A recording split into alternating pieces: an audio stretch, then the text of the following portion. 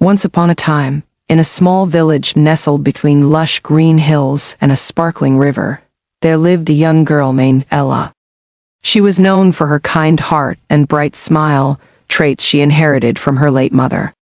After her mother's passing, Ella's father remarried a woman named Agatha, who brought with her 2 daughters, Clara and Maria. At first, Ella hoped her stepmother and stepsisters would become a new family for her, but soon she realized that Agatha was not the loving mother she had wished for. Agatha was jealous of Ella's beauty and grace, fearing that her own daughters would never match up to her. She decided to treat Ella as a servant rather than a daughter. From dawn till dusk, Ella toiled under the harsh commands of her stepmother. She cleaned the house, cooked the meals, and mended the clothes. While Clara and Maria enjoyed the comforts of a pampered life, Ella's days were filled with endless chores. Despite the hard work, Ella never lost her gentle spirit. She sang as she worked, finding solace in the melodies that reminded her of happier times with her mother. One day, news spread through the village that the king was hosting a grand ball in honor of his son's return from a long journey. Every maiden in the kingdom was invited, and the prince would choose a bride from among them. Clara and Maria were thrilled, but Agatha, ever malicious, forbade Ella from attending. "You have nothing to wear, and you must stay to clean up after us," she sneered. Heartbroken, Ella watched as her stepmother and stepsisters left for the ball. Alone in the house, she wept bitterly. Suddenly, a soft glow filled the room, and a kind fairy appeared. "Do not cry, dear Ella," she said. "You shall go to the ball, for your kindness and courage deserve to be rewarded."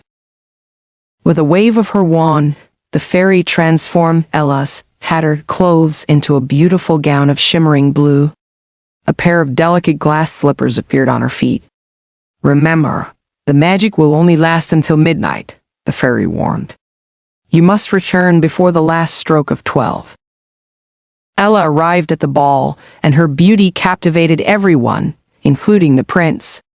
They danced together all night, and Ella felt as if she were in a dream. But as the clock struck midnight, she remembered the fairy's warning. In a hurry, she fled the palace, leaving behind one of her glass slippers. The prince, determined to find the mysterious girl who had stolen his heart, searched the kingdom with the slipper. When he arrived at Ella's house, Agatha hid her away and presented Clara and Maria as potential brides. But the slipper did not fit either of them. Just as the prince was about to leave, he heard Ella's soft singing from the attic. "Who is that?" he demanded. Reluctantly, Agatha brought Ella forward.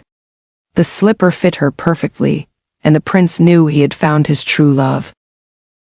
Ella and the prince were married in a grand ceremony, and she became the beloved princess of the kingdom. Her days of hardship were over, but she never forgot the lessons she learned during her struggles. She ruled with kindness and fairness, ensuring that no one in her kingdom would ever suffer as she had. After Ella's wedding to the prince, life in the kingdom seemed perfect. Ella's kind and gentle nature won the hearts of all, and she became a beloved princess. However, not everyone was happy with her newfound status. Clara and Maria, her stepsisters, were consumed with jealousy.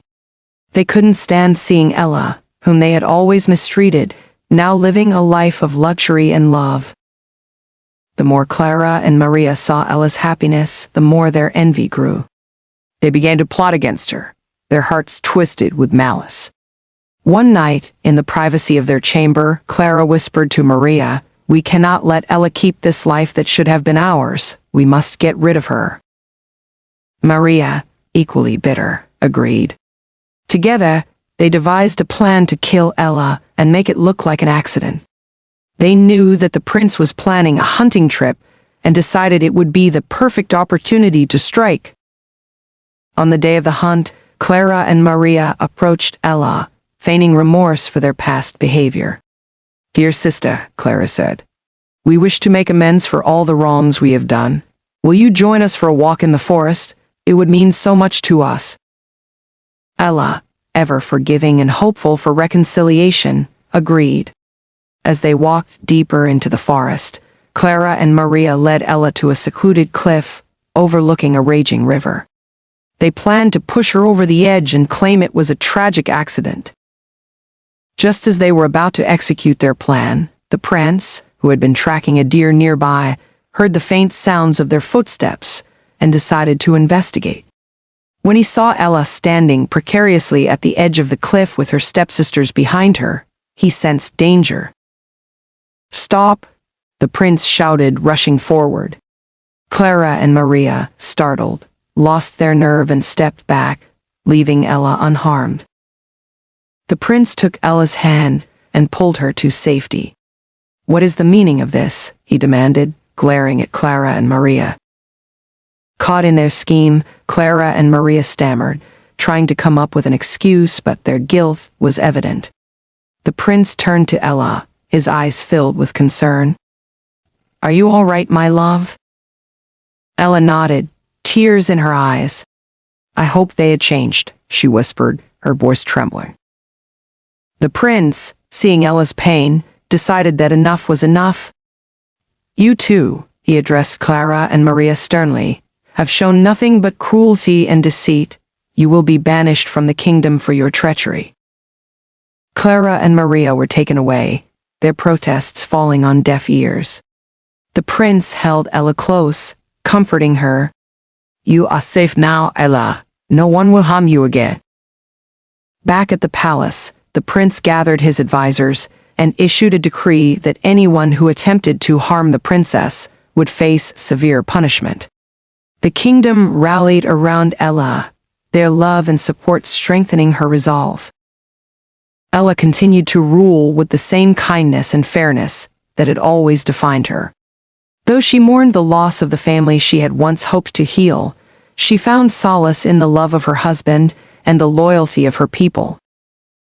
Clara and Maria, living in exile, eventually realized the depth of their wrongdoings.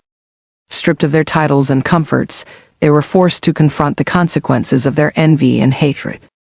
In their isolation, they finally understood the value of kindness and sought to change their ways, though they knew they would never regain what they had lost.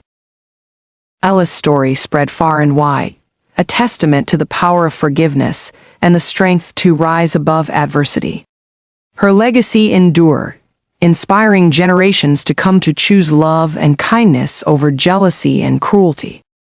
And so, the kingdom flourished under the reign of the gentle and wise Princess Ella, protected by the unwavering love of her prince.